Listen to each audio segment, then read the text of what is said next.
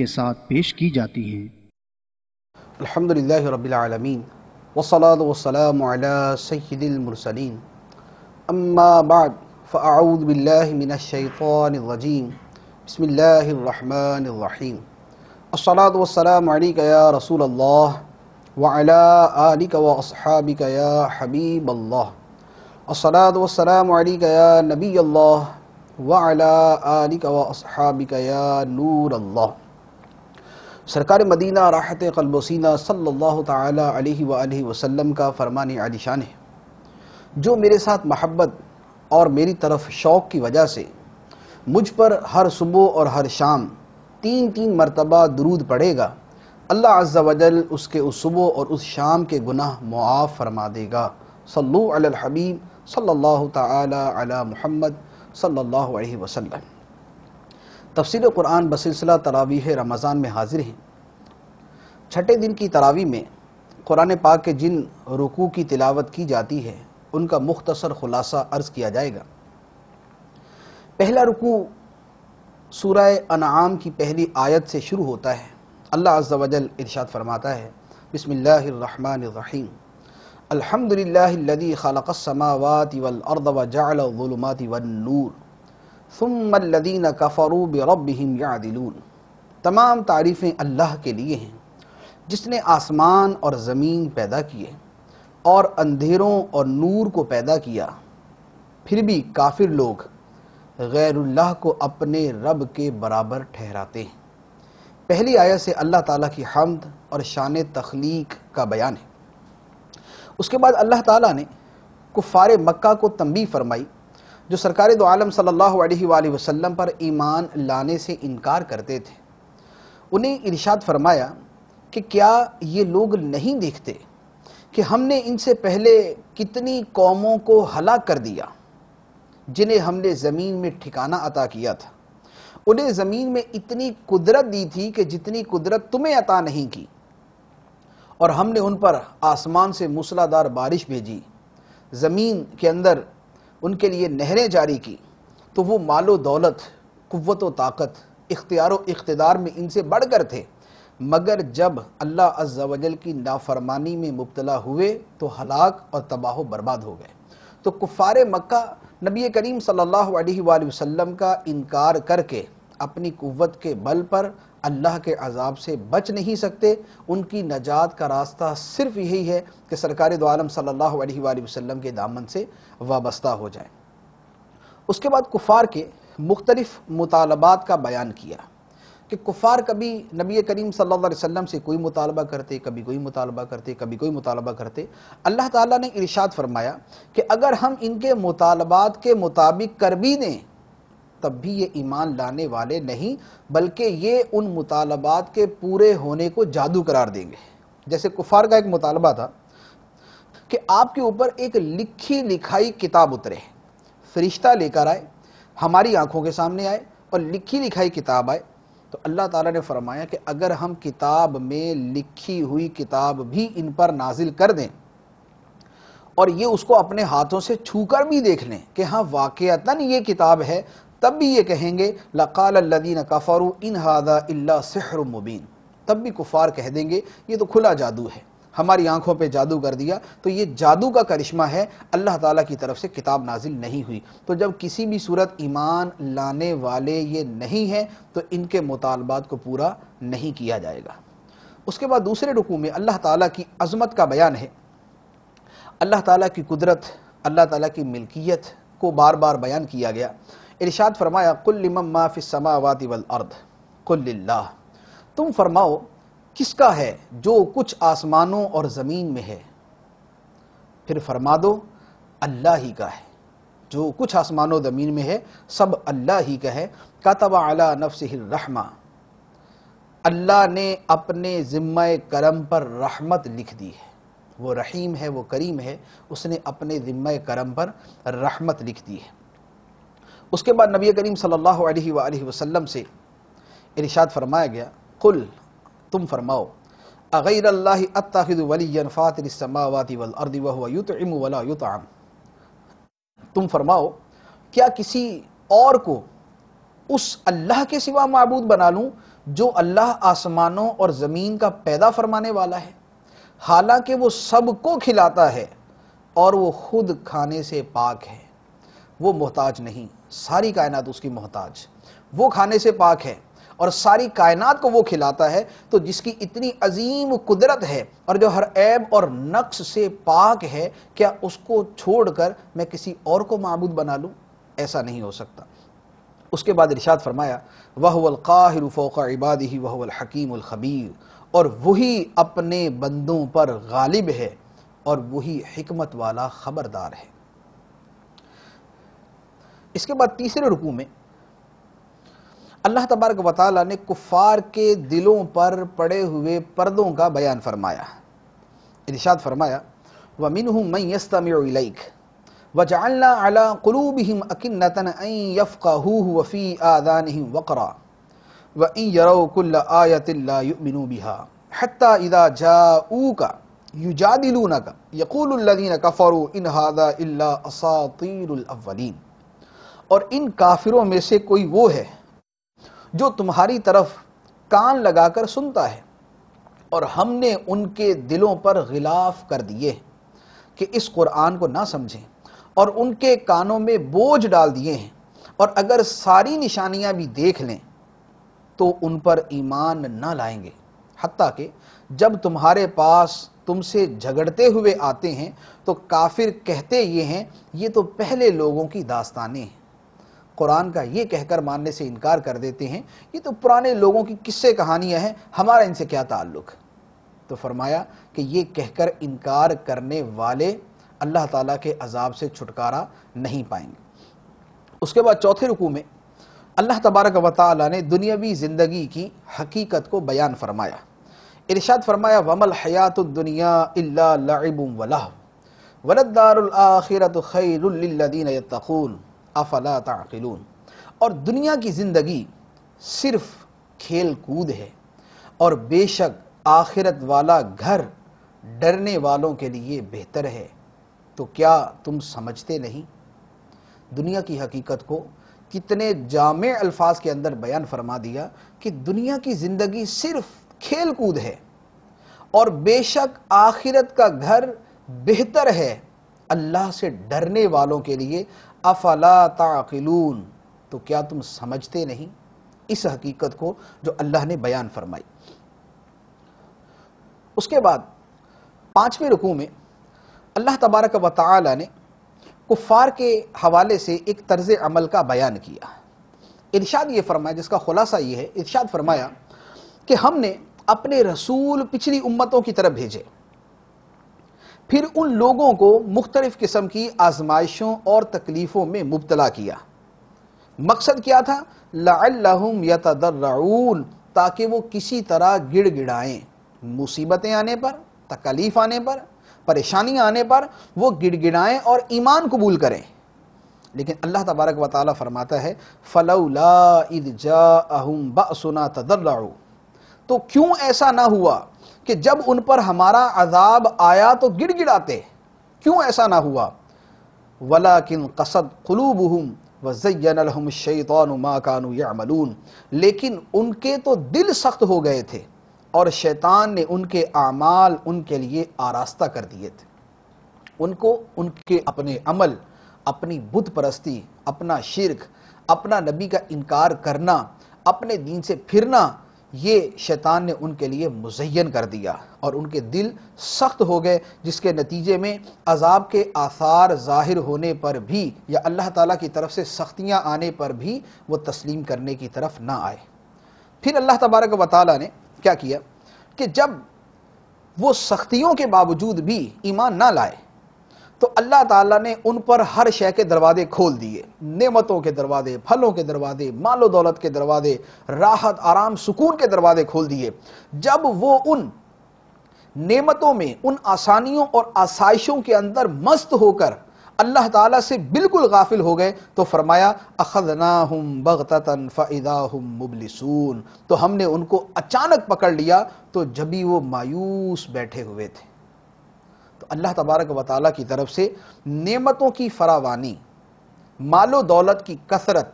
ہو سکتا ہے کہ یہ آزمائش کا ذریعہ ہو، آزمائش کا سبب ہو، اور یہ اللہ تعالیٰ کی طرف سے ڈھیل ہو، مہلت دی گئی ہو، اور مشکلات کا آنا ہو سکتا ہے کہ اللہ تعالیٰ کی طرف سے رحمت ہو، ہمیں تنبیہ کرنے کے لیے، ہمیں جگانے کے لیے، ہمیں اللہ کی طرف متوجہ کرنے کے لیے۔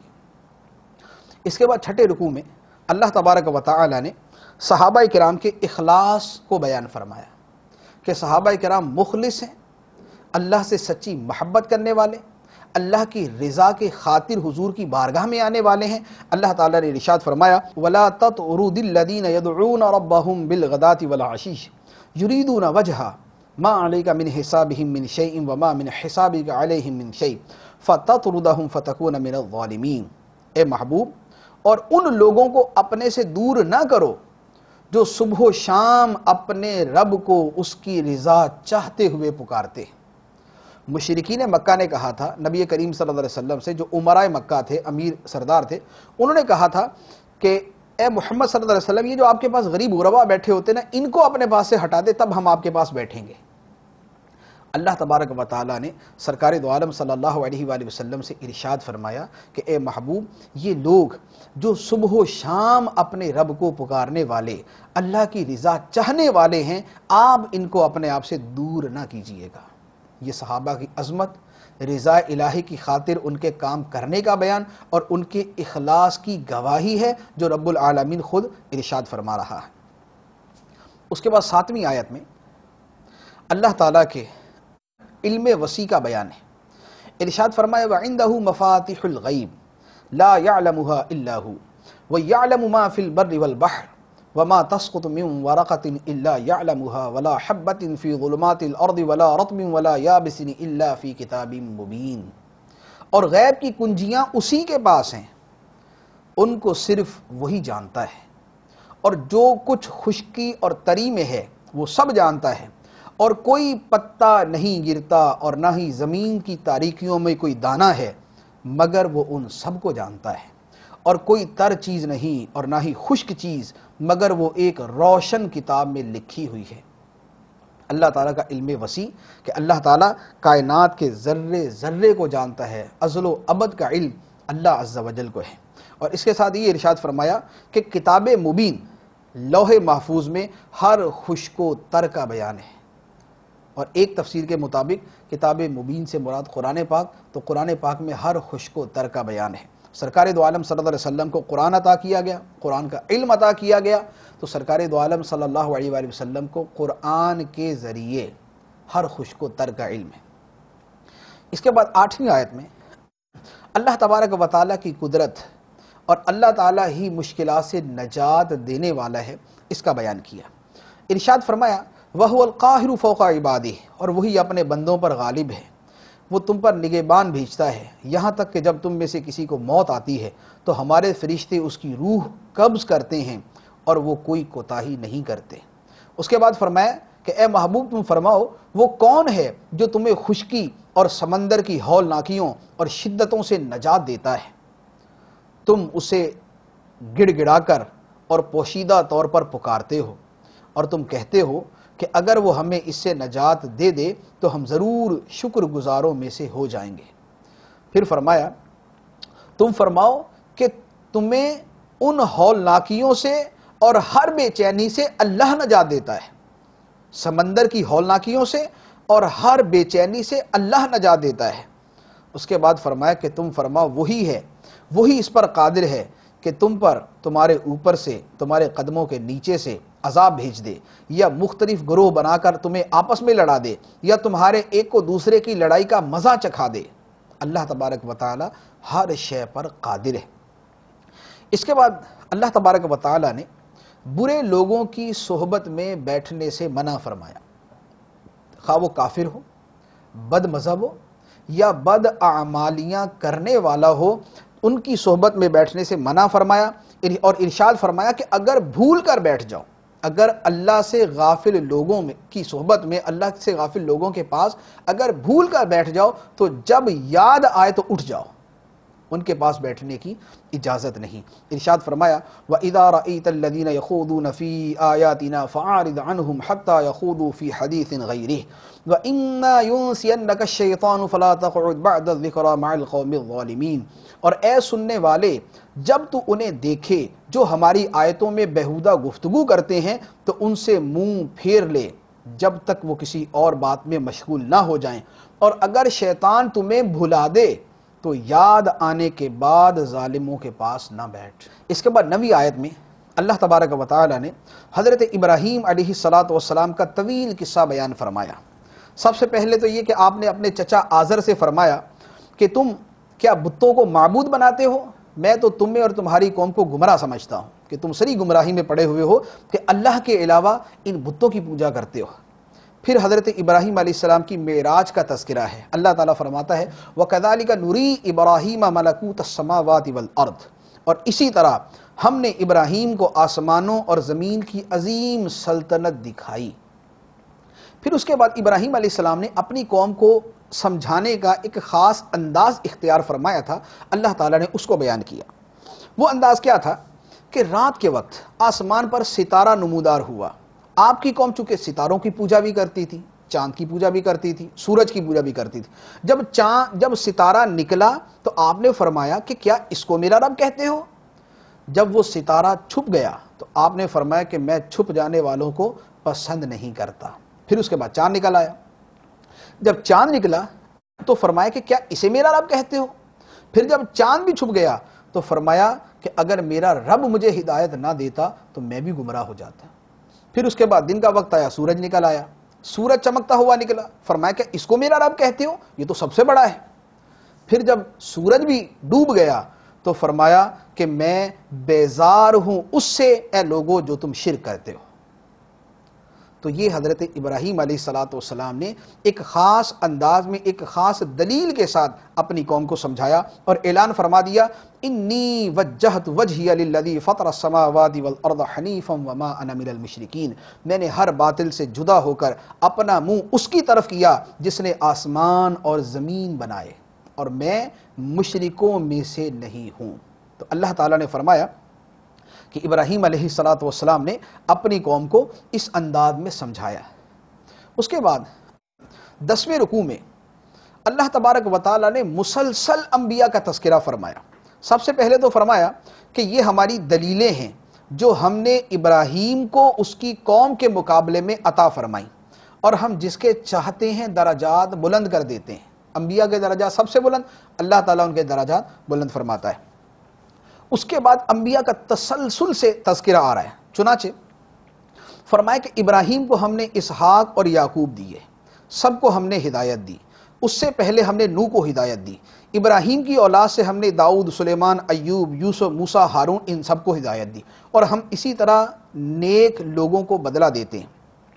اور ہم نے زکریا، یحییٰ، عیسیٰ اور الیاس کو ہدایت یافتہ بنایا، یہ سب ہمارے خاص بندے ہیں۔ اور اسماعیل اور یسع، یونس اور لوط کو ہدایت دی، اور ہم نے سب کو تمام جہان والوں پر فضیلت دی۔ تو یوں اللہ تبارک و تعالیٰ نے نبیوں کا نام لے لے کر ان کی عظمت و شان کو بیان فرمایا، جس سے پتہ چلتا ہے کہ اللہ کے برگزیدہ بندوں کا، نبیوں کا تذکرہ کرنا اللہ کی سنت بھی ہے اور اللہ تبارک و تعالیٰ کو نہایت ہی محبوب بھی ہے۔ اس کے بعد اللہ تبارک و تعالیٰ نے سب کا تذکرہ کرنے کے بعد سب کے آقا، سب کے سردار، سب کے تاجدار سرکار دو عالم صلی اللہ تعالیٰ علیہ وآلہ وسلم کا تذکرہ کیا۔ تمام نبیوں کا تذکرہ کرنے کے بعد فرمایا اولئک الذین ھدی اللہ فبہداہ مقتدی، یہی وہ مقدس ہستیاں ہیں جنہیں اللہ نے ہدایت دی، تو اے محبوب تم ان کی ہدایت کی پیروی کرو۔ گویا سب نبیوں کی ہدایتیں جمع ہو کر سرکار دو عالم صلی اللہ تعالیٰ علیہ وآلہ وسلم کو عطا کی گئیں، تو آپ تمام نبیوں کے اوصاف، کمالات، خوبیوں اور ہدایتوں کے جامع ہیں۔ اسی لیے سرکار دو عالم صلی اللہ علیہ وسلم تمام نبیوں پر فوقیت اور فضیلت رکھتے ہیں۔ اس کے بعد 11ویں رکوع میں اللہ تبارک و تعالیٰ نے ایک آیت میں ختم نبوت کا تذکرہ کیا اور جھوٹے نبیوں کی تردید اور ان کا بطلان بیان فرمایا۔ فرمایا کہ اس سے بڑھ کر ظالم کون جو اللہ پر جھوٹ باندھے اور کہے کہ میری طرف وحی کی گئی حالانکہ اس کی طرف وحی نہیں کی گئی۔ یہ مسیلمہ کذاب کے بارے میں یہ آیت نازل ہوئی تھی، جس نے کہا تھا کہ میں بھی اللہ کا نبی ہوں، مجھے بھی خدا نے رسول بنایا ہے۔ تو نبی کریم صلی اللہ علیہ وسلم کی طرف یہ وحی نازل فرمائے گی کہ یہ کذاب ہیں، جھوٹے ہیں، جو یہ کہتے ہیں کہ ہمیں بھی وحی بھیجی جاتی ہے، ہم بھی خدا کے نبی ہیں۔ تو نبی کریم صلی اللہ علیہ وسلم اللہ کے آخری نبی، آپ کے بعد کوئی نبی، آپ کے بعد کوئی بھی شخص نبوت کا دعویٰ کرتا ہے، اپنے آپ کو نبی کہتا ہے کہ مجھے اللہ تعالیٰ نے اب نبی بنایا ہے، تو وہ جھوٹا ہے، دجال ہے، مکار ہے۔ سرکار دو عالم صلی اللہ علیہ وسلم کے بعد صرف حضرت عیسیٰ علیہ السلام تشریف لائیں گے، نئے سرے سے کسی کو نبوت نہیں ملے گی، حضرت عیسیٰ علیہ السلام تشریف لائیں گے، اور وہ بھی شریعت محمدیہ علی صاحبہ الصلاۃ والسلام کی پیروی کریں گے اور اس کے مطابق فیصلے کریں گے۔ اس کے بعد 12ویں رکوع میں اللہ تعالیٰ کی قدرتوں کا مسلسل بیان ہے۔ فرمایا بے شک اللہ دانے اور گٹھلی کو چیرنے والا، زندہ کو مردہ سے نکالنے اور مردہ کو زندہ سے نکالنے والا ہے، یہ اللہ ہے، تو تم کہاں پھرے جاتے ہو؟ فرمایا مشرکین کو مخاطب کر کے ارشاد فرمایا کہ اللہ تعالیٰ کی قدرت یہ کہ دانے سے فصل اگاتا ہے، گٹھلی سے درخت بناتا ہے، زندہ کو مردہ سے نکالتا ہے، مردہ کو زندہ سے نکالتا ہے، یہ اللہ ہے، تو تم کہاں پھرے جاتے ہو؟ انا تؤفکون، تم کہاں پھرے جاتے ہو؟ پھر فرمایا وہ تاریکی کو چیر کر صبح نکالنے والا ہے، اور اس نے رات کو آرام کا ذریعہ بنایا، اور اس نے سورج اور چاند کو اوقات کے حساب کا ذریعہ بنایا، یہ زبردست علم والے کا مقرر کیا ہوا اندازہ ہے۔ اس کے بعد فرمایا اور وہی ہے جس نے تمہارے لیے ستارے بنائے تاکہ تم ان کے ذریعے خشکی اور سمندر کی تاریکیوں میں راستہ پاؤ۔ پھر فرمایا اور وہی ہے جس نے تمہیں ایک جان آدم سے پیدا کیا، پھر ماں کے رحم میں تمہارا ٹھکانہ اور باپ کی پیٹھ میں تمہارے لیے امانت رکھی جانے کی جگہ ہے۔ پھر اپنی قدرت کو بیان فرمایا اور وہی ہے جس نے آسمان سے پانی اتارا، پھر ہم نے اس کے ذریعے ہر اگنے والی چیز نکالی، تو ہم نے اس نباتات سے سرسبز کھیتی نکالی جس میں سے ہم ایک دوسرے پر چڑھے ہوئے دانے نکالتے ہیں، اور کھجور کے ابتدائی کچے شگوفوں سے وہ کھجور کے خوشے نکلتے ہیں جو پھلوں کی کثرت سے لٹکے ہوئے ہوتے ہیں، اور ہم سرسبز کھیتی سے انگور کے باغ اور زیتون اور انار نکالتے ہیں جو کسی وصف میں ایک دوسرے سے ملتے ہوتے ہیں اور کسی وصف میں جدا ہوتے ہیں۔ تم درخت کے پھل اور اس کے پکنے کی طرف دیکھو جب وہ پھل دے۔ پھر ارشاد فرمایا بے شک اس میں ایمان والوں کے لیے اللہ کی قدرت کی نشانیاں ہیں کہ ساری کائنات کا نظام اللہ تبارک و تعالی کتنے حسین انداز میں، کتنی حکمت کے ساتھ تدبیر فرما رہا ہے۔ اس کے بعد 11ویں آیت میں پھر اللہ تبارک و تعالیٰ کی عظمت کا بیان ہے اور اللہ تعالیٰ کی تنزیہ اور پاکی کا بیان ہے۔ فرمایا بدیع السماوات والارض، وہ بغیر کسی نمونے اور مثال کے آسمانوں اور زمین کا بنانے والا ہے، اس کے لیے اولاد کیسے ہو سکتی ہے حالانکہ اس کی بیوی ہی نہیں، اور اس نے ہر شے کو پیدا کیا ہے اور وہ ہر شے کو جاننے والا ہے۔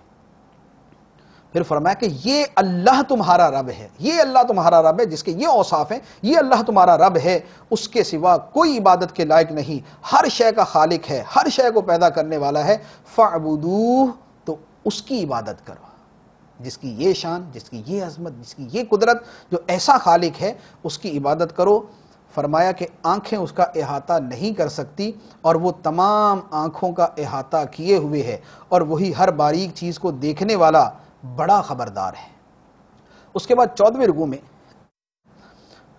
اللہ کے نام پہ ذبح شدہ جانوروں کی حلت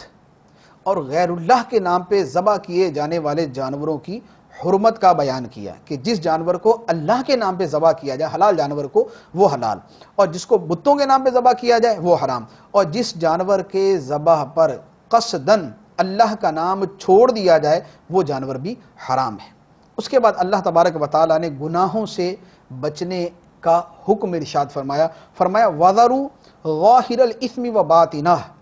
إِنَّ الَّذِينَ يَكْسِبُونَ الْإِثْمَ سَيُجْزَوْنَ بِمَا كَانُوا يَقْتَرِفُونَ۔ فرمایا اور ظاہری اور باطنی سب گناہ چھوڑ دو، ظاہری اور باطنی سب گناہ چھوڑ دو، بے شک جو لوگ گناہ کماتے ہیں انہیں عنقریب ان گناہوں کا بدلہ دیا جائے گا جن کا وہ ارتکاب کرتے تھے۔ ظاہری باطنی سب گناہ چھوڑ دو، ظاہری وہ جو لوگوں کے سامنے کیے جائیں، باطنی وہ جو چھپ کر کیے جائیں، یا جو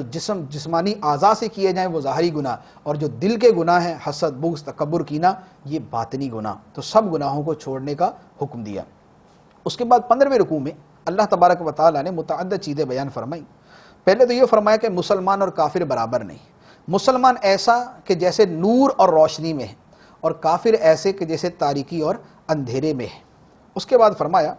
کہ اللہ تعالیٰ جس کو ہدایت دینے کا ارادہ کرتا ہے اس کا سینہ اسلام کے لیے کھول دیتا ہے، جسے ہدایت دینے کا ارادہ کرتا ہے اس کا سینہ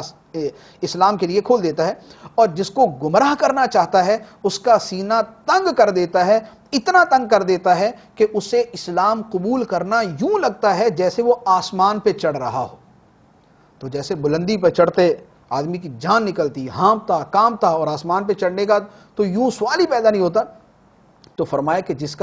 کا دل اللہ جس کو گمراہ کرنا چاہتا ہے اس کا دل ایسے تنگ کر دیتا ہے۔ حدیث مبارک میں صحابہ کرام نے عرض کیا، یا رسول اللہ صلی اللہ علیہ وسلم، یہ جو دل کا کھل جانا ہے، شرح صدر ہے، اس کی نشانی کیا ہے، اس کی علامت کیا ہے؟ فرمایا کہ فنا ہونے والے گھر میں بے رغبتی، یعنی دنیا میں بے رغبت ہو جانا،